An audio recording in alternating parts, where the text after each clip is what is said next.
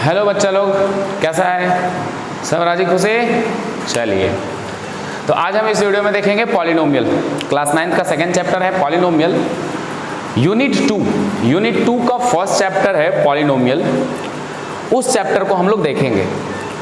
First में number system है, उसके बाद आ जाता है आपका पॉलिनोमियल। तो पहले हम पॉलिनोमियल बताएंगे, उसके बाद नंबर सिस्टम में चलेंगे और वहां पे हम लोग जानेंगे कि उसमें क्या है। पहले हम पॉलिनोमियल अलजेब्रा, क्योंकि ये इंपॉर्टेंट चैप्टर है आगे के लिए, क्लास 10th के लिए, इसीलिए हम लोग इसको बहुत ही बारीकी से, बहुत ही आसानी से समझेंगे, बहुत ही अच्छे से समझेंगे। क्या है, सबसे पहले तो ये जानेंगे कि पॉलिनोमियल होता क्या है। First of all you have to know about the polynomial. ठीक है, पॉलिनोमियल होता क्या है। इसके पहले आपने जो डेफिनेशन वगैरह पढ़ा पॉलिनोमियल का, वो टोटली डिफरेंट था। ठीक है, पॉलिनोमियल इसके पहले हम लोग नंबर ऑफ टर्म्स से डिफाइन करते थे। क्लास 8 की बात करें तो क्लास 8 में हम पॉलिनोमियल कहा करते थे कि ऐसा अलजेब्रिक एक्सप्रेशन जिसमें नंबर ऑफ टर्म्स जो हैं वो 2 या 2 से ज़्यादा हो तो उसको हम पॉलिनोमियल कहेंगे। पर यहाँ पर एक स्टैंडर्ड डेफिनेशन हम लोग पॉलिनोमियल का देखेंगे और ये सीखेंगे कि एक्चुअल में पॉलिनोमियल हम सारे के सारे अलजेब्रिक एक्सप्रेशन को कह सकते हैं, एक्सेप्ट कुछ कंडीशंस हैं, उस कंडीशंस को यहाँ पर हम लोग जानेंगे। 8 क्लास वाली बातें अब थोड़ी सिर्फ याद रखनी है और उससे हम लोग इस चीज़ को समझेंगे। समझिएगा, पॉलिनोमियल की बात करें तो थोड़ा सा हम बेसिक सा चीज़ चलते हैं और आपको बेसिक से ही बताएंगे, तभी आपको समझ में आएगा आगे की चीज़ें। तो पहले हम स्टार्ट ही करेंगे पॉलिनोमियल में अलजेब्रा। अलजेब्रा की बात करें तो हम लोग को पता है कि this is the part of algebra. तो अलजेब्रा की बात करें तो हम लोग को ये बात पता है कि अलजेब्रा 2 चीज़ों से मिलकर के बना है बेटा। First is constant and second is variable. ये 2 चीज़ों से ही मिलकर के पूरा का पूरा अलजेब्रा हमारा बना है। थोड़ा सा मैं ये सब चीज़ों को आसान मतलब तेज़ी से मैं बताऊंगा, क्योंकि ये सब आप जानते हो। मैं प्रॉपर आपको चैप्टर में ले जाना चाहता हूँ एक बार, ताकि आप वहाँ से चीज़ों को लिंक करके आप पढ़ सको। कांस्टेंट, अलजेब्रा स्टार्ट ही होता है कांस्टेंट और वेरिएबल को मिला करके, क्योंकि अलजेब्रा में सिर्फ और सिर्फ 2 ही चीज़ के बारे में पढ़ना होता है। First one is constant, second one is variable. Constant क्या होता है हम लोग को बात पता है। कांस्टेंट वो होता है विच इज फिक्स्ड, जिसका वैल्यू कभी भी चेंज नहीं होता, वो फिक्स होता है। तो हम यहाँ पे बोल सकते हैं एनी रियल नंबर। एग्जाम्पल में आप कह सकते हो एनी रियल नंबर, कोई भी नंबर है, कोई भी नंबर है, वो सारे के सारे कांस्टेंट कहलाएंगे, क्योंकि किसी भी नंबर का वैल्यू आप चेंज नहीं कर सकते। ऐसा नहीं है हमारे लिए कोई नंबर 5 हमारे लिए 5 है तो आपके लिए 5 ना हो करके आप उसको बोलोगे कि हमारे लिए तो ये तो 7 है। ऐसा तो नहीं है, 5 हमारे लिए भी 5 है, आपके लिए भी 5 है। कांस्टेंट वो वैल्यू होता है जो फिक्स होता है, वो कभी भी उसका वैल्यू चेंज नहीं होता। तो कोई भी रियल नंबर, इसीलिए हमने यहां पे लिख दिया कोई भी रियल नंबर। वेरिएबल, वेरिएबल एक ऐसा सिंबल होता है, हम थोड़ा शॉर्ट में लिखेंगे। Variable is a symbol which assign constant या which assign numerical value। Symbol, एक वेरिएबल एक तरह का सिंबल है, एक रिप्रेजेंटेशन है, सिंबल लिखने का तरीका है जिसमें हम कोई भी वेरिएबल जा करके, कोई भी नंबर जा करके हम उसमें असाइन करते हैं। लेट्स सी एग्जांपल, जैसे हमने बोला x एक वेरिएबल है, और इस x का वैल्यू हम जो असाइन कर रहे हैं वो 5 है। तो किसी भी वैल्यू को असाइन करने के लिए हम वेरिएबल का यूज करते हैं। तो जो भी x है, y बराबर कोई -8 लिखे, कोई z बराबर -1/2 लिखे, तो this is the value of z। आप कह सकते हो उसने z का वैल्यू -12 असाइन किया है। तो कोई जरूरी थोड़े ना है कि z का वैल्यू -12 ही होता है। वो तो डिफरेंट आदमी, डिफरेंट पर्सन के लिए डिफरेंट असाइन कर सकते हैं। हमारी मर्जी है भाई, x का वैल्यू यहाँ 5 असाइन किया, हम x का वैल्यू यहाँ पे 6 असाइन करेंगे, x का वैल्यू यहाँ पर हम 8 असाइन करेंगे, क्या दिक्कत है? ठीक है, ऐसा तो नहीं है कि x का वैल्यू फिक्स है कि x का वैल्यू भाई x का वैल्यू 24 होता है, ऐसा तो नहीं है। ठीक है, 24 नंबर पर आता है तो 24 होता है, ऐसा तो नहीं है। x का वैल्यू कुछ भी असाइन कर सकते हो। तो इसीलिए हम लोग कह सकते हैं कि सिंबल है, आप कह सकते हो विच वेरी वेरी करता है। वेरिएबल मीन्स कि जो वैल्यू फिक्स ना हो, जो पर्सन टू पर्सन वेरी करता हो, दैट इज वेरिएबल। तो ये आपको समझ में आ गया। अब इसमें क्या है कि जब कांस्टेंट आया, वेरिएबल आया, तो अब कांस्टेंट और वेरिएबल को जब मिलाएंगे, ऐसे तो अलग अलग पढ़ेंगे नहीं। अलग में तो रियल नंबर में तो हम लोग सारे के सारे रियल नंबर्स के बारे में हमने पढ़ा, ठीक है। तो अलजेब्रा क्या किया, अलजेब्रा में हुआ ये कि कांस्टेंट, ये जो कांस्टेंट है और ये जो वेरिएबल्स हैं, इन दोनों को कंबाइन कर दिया गया। क्या कर दिया गया, कंबाइन कर दिया गया। और जैसे ही ये कंबाइन किया, तो कंबाइन करने का भी 4 तरीका था। There are 4 methods to combine constant and variable. तो कांस्टेंट एंड वेरिएबल के 4 मेथड हम कैसे कर सकते हैं कि कंबाइन करने के ये 4 तरीके थे कांस्टेंट और वेरिएबल के, और वो 4 तरीका था बहुत ही सिंपल सा, एडिशन, सब्ट्रैक्शन, मल्टीप्लिकेशन और डिवीजन।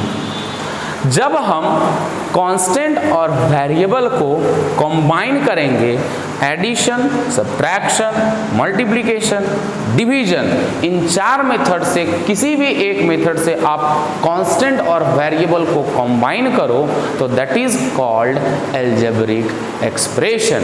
इट मीन्स कि अब कांस्टेंट और वेरिएबल को, कांस्टेंट है, वेरिएबल है, एग्जांपल लेकर के हम बता रहे हैं, कांस्टेंट और वेरिएबल मान लिया जाए ये 5 है प्लस x लिख दिया, ये constant, this is variable, combine कर दिए एडिशन साइन के साथ, तो ये एक अलजेब्रिक एक्सप्रेशन बन गया। This is constant minus x, constant variable combine कर दिए माइनस साइन के साथ, हम बोलेंगे -10 इंटू x, ये -10 कांस्टेंट, ये x वेरिएबल, दोनों को कंबाइन किए मल्टीप्लिकेशन के साथ।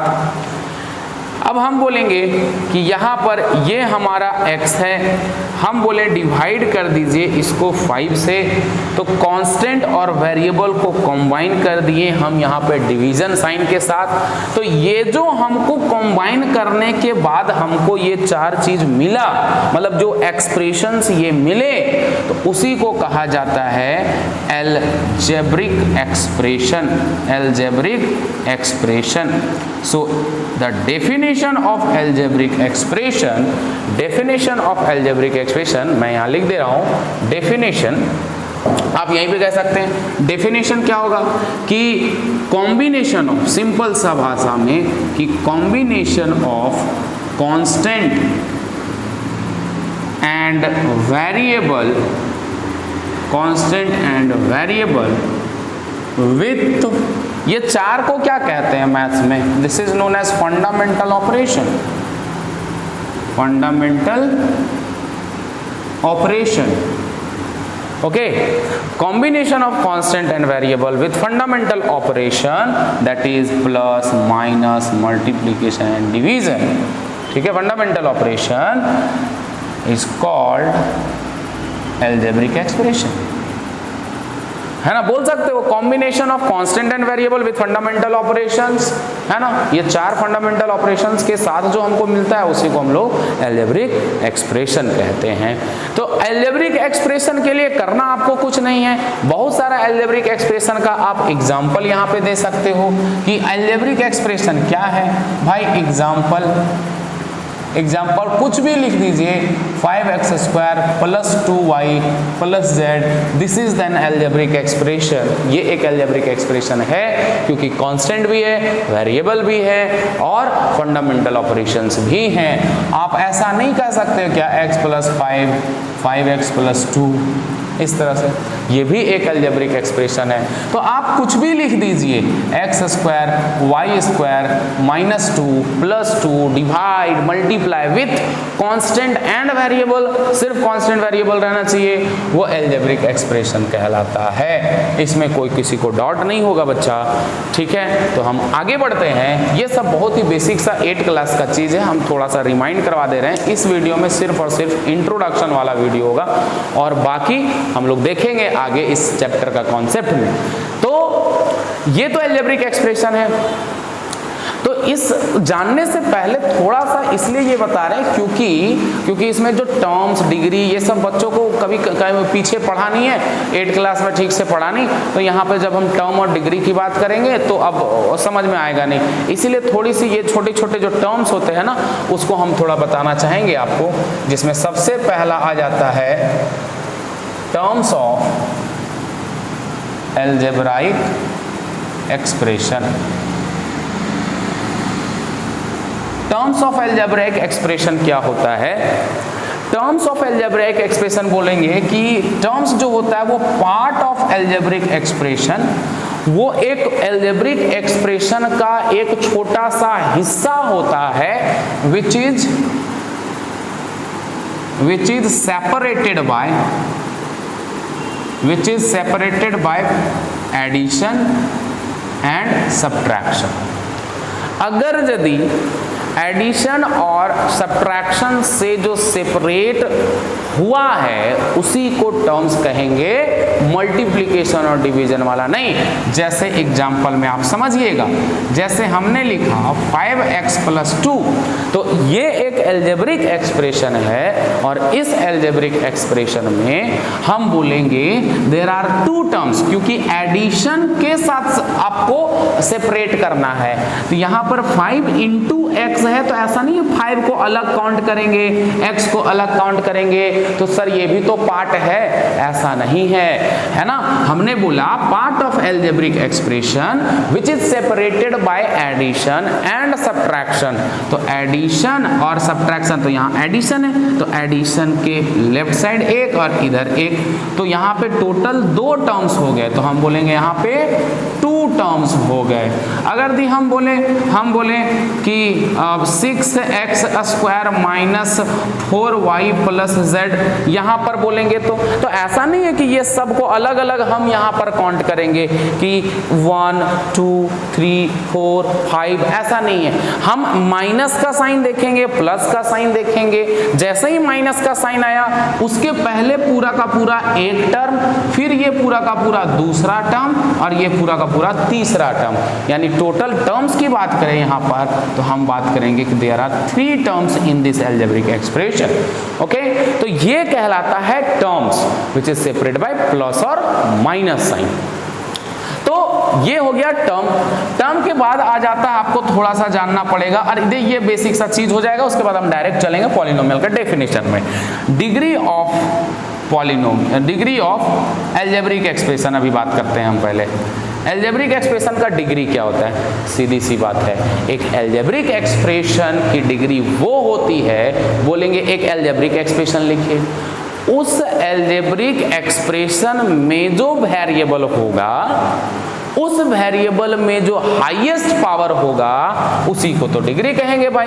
तो हम यहाँ पे कहेंगे कि highest power of the variable का जो हाईएस्ट पावर होगा नोन एज डिग्री, उसी को क्या कहेंगे?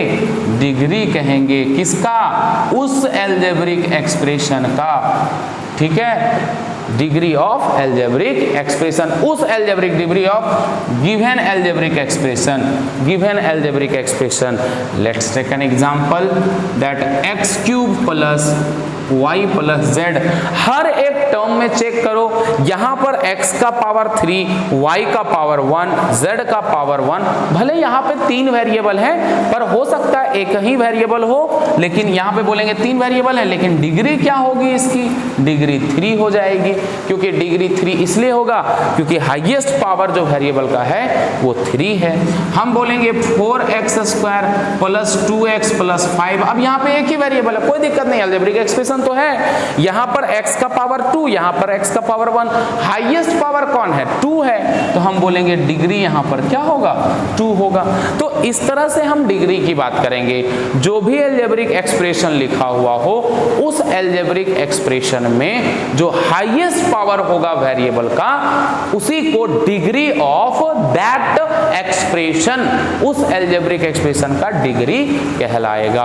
तो इतनी बातें तो आपको पॉलिनोमियल जानने से पहले आपको जानना जरूरी है, इतनी बातें तो बिल्कुल जरूरी है कि पॉलिनोमियल होता क्या है, क्योंकि ये सारे चीज उसमें आएंगे कि डिग्री क्या होगा, टर्म्स के बेसिस पर हम लोग कैटेगराइज करेंगे पॉलिनोमियल को, और वो पहले ही कर चुके हो, थोड़ा सा हम लोग यहाँ देखेंगे। तो ये चीज हो गया। तो अब हम लोग देखेंगे अब जो आपके लिए इंपॉर्टेंट है इस क्लास में, अब ये बेसिक सा चीज था आपका, इस क्लास के लिए जो आपके लिए इंपॉर्टेंट है बबुआ वो देखेंगे। अब हम स्टार्ट करेंगे पॉलिनोमियल का प्रॉपर आपके बुक का डेफिनेशन से। मे भी डेफिनेशन आपको समझ में ना आया, चिंता नहीं करना, हम आपको सिर्फ जितना बताएंगे फर्स्ट एक्सरसाइज उससे आराम से बनेगा। जनरल डेफिनेशन समझ में ना आए कोई दिक्कत नहीं है, पर जो समझ गए वो उसके लिए बहुत अच्छी बात है, समझ में आ जाएगा वैसे, ठीक है। Polynomial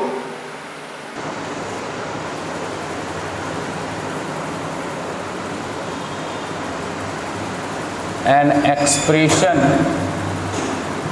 of the form a0 plus a1x plus a2x square plus a3x cube plus dot dot dot an minus 1 xn minus 1 an xn minus 1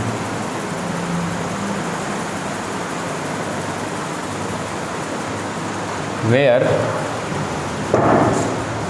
a0 a1 a2 dot dot dot an minus 1 an are real numbers, सारे real numbers होंगे, लेकिन an not equal to 0, 0 के बराबर नहीं होगा, is called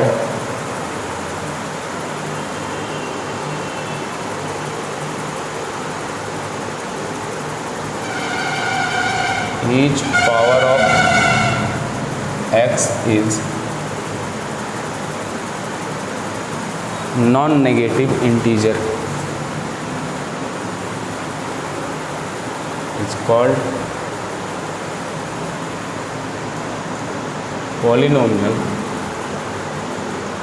of degree n, और आप फिर कह सकते हो here a0 a1 a2 और an minus 1 an are the coefficient of किसका,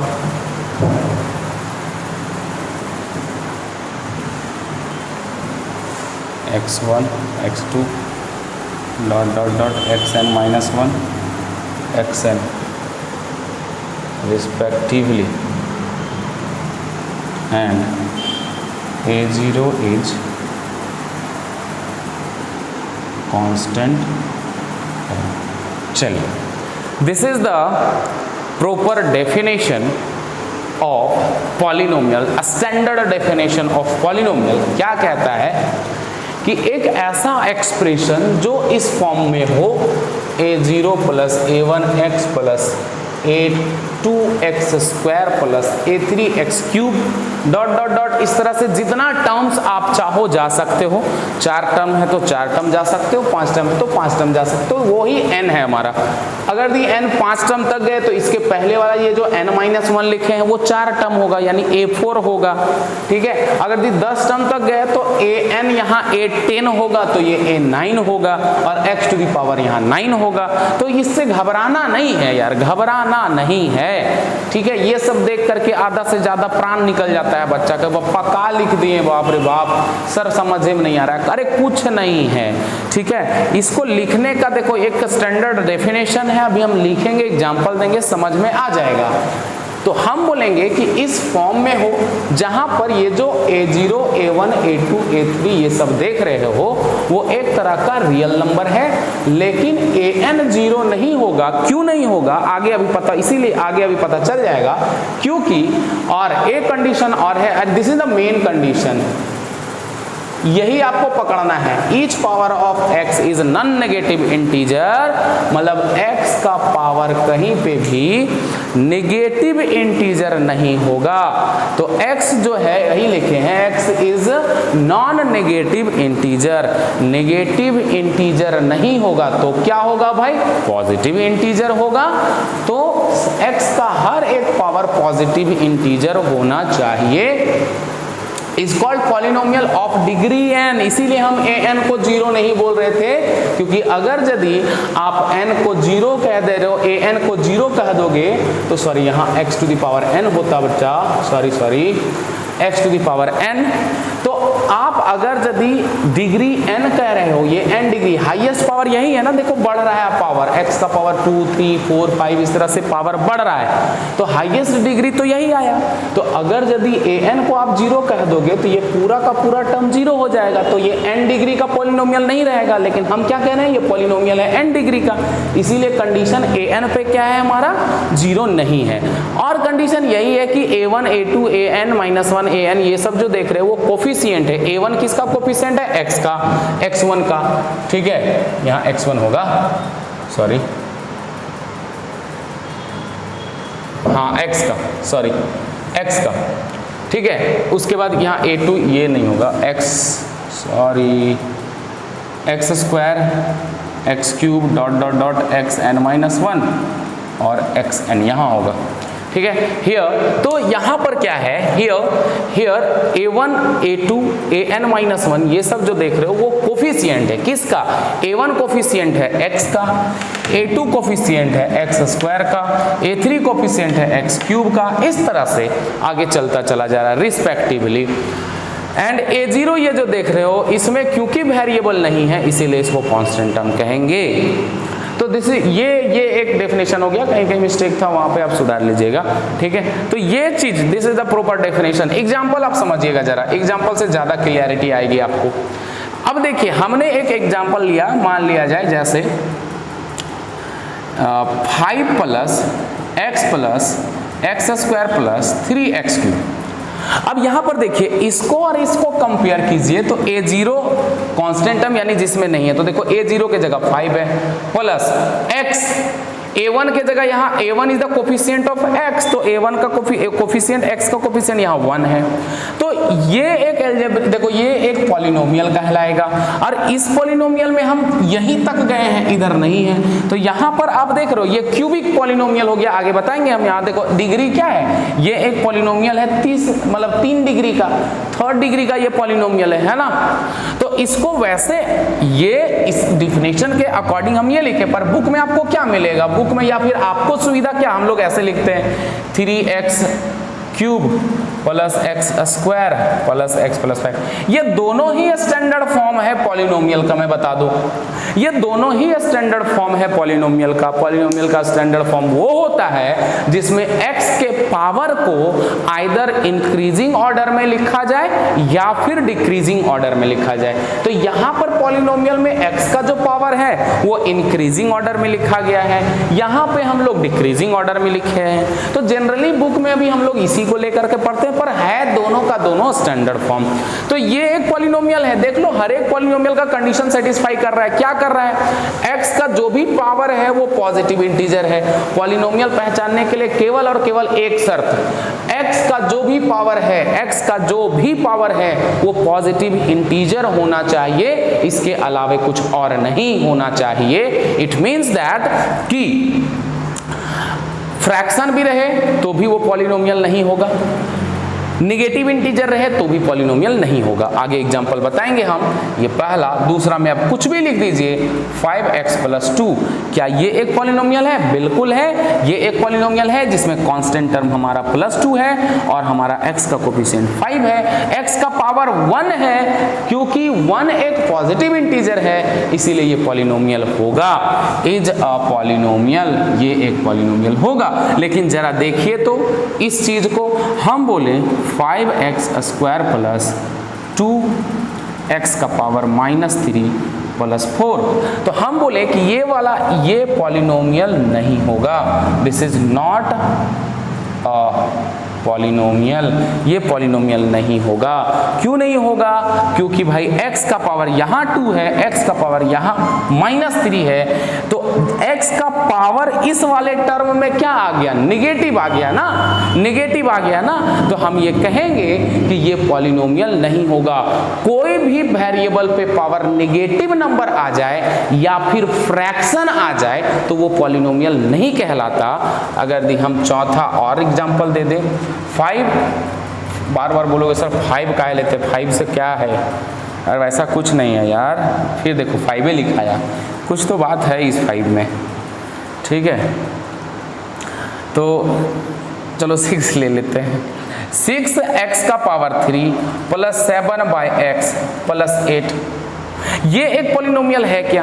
अब बच्चे इसमें देखते हैं, कंफ्यूज होते हैं, बोले सर तो बोले थे, क्या बोले थे कि x का पावर पॉजिटिव होना चाहिए, तो सर यहाँ भी x का पावर 3 है, यहाँ भी x का पावर 1 है, तब तो ये पॉलिनोमियल होगा? नहीं होगा। पॉलिनोमियल में जो x का पावर हम देखने के लिए कह रहे हैं वो पावर x के न्यूमरेटर में होना चाहिए, ये डिनोमिनेटर में है। इसको अगर यदि हम लिखना चाहें तो ये आपको न्यूमरेटर में ले जाना होगा। और आपने पावर एंड एक्सपोनेंट में एक बात पढ़ी है कि जैसे ही नीचे से ऊपर जाएगा पॉलिनोमियल पावर, x का पावर ये -1 हो जाएगा, तो यहाँ पर ये हमारा नॉट अ पॉलिनोमियल, ये पॉलिनोमियल नहीं होगा। तो नीचे भले आपको दिख रहा है नेगेटिव पॉजिटिव, पर ये पॉलिनोमियल नहीं होगा, क्योंकि x का पावर आपको कहाँ देखना है? x का पावर आपको देखना है न्यूमरेटर में ले जा करके। तो डिनोमिनेटर में अगर कोई वेरिएबल है तो उसको न्यूमरेटर में ले जाएंगे तो ऑटोमेटिक वो माइनस से प्लस, या प्लस अगर नीचे -1 रहा था तब ऊपर जाता तो प्लस हो जाता, तो वो पॉलिनोमियल हो जाता। भले देखने में लग रहा होगा कि पॉलिनोमियल नहीं था, पर पॉलिनोमियल हो जाता अगर यहाँ x का पावर -1 रहता तो, ठीक है। अब और भी एग्जांपल देख लीजिए, और भी एग्जांपल, जैसे हमने लिखा √y + 5/2, ये पॉलिनोमियल है क्या? बताएं। हम बोलेंगे ये भी पॉलिनोमियल नहीं है, बिकॉज क्योंकि हम लोग को पता है y का रूट चढ़ा हुआ है, मतलब y का पावर 1/2 है, because power of y is fraction, is in fraction, fraction में है। क्यों भाई? क्योंकि y पे रूट चढ़ा हुआ है, मतलब y का पावर 1/2 है। ये बात आपको पता होगा, नहीं है तो जान लीजिए। अगर भी y पे रूट है, मतलब उस y पे पावर 1/2 है, y पर कहीं पे x पे पावर हमारा क्यूब रूट है, मान लीजिए x का क्यूब रूट है, मान लीजिए x का क्यूब रूट है, मीन्स कि इसका मतलब होता है x के पावर में 1/3 है।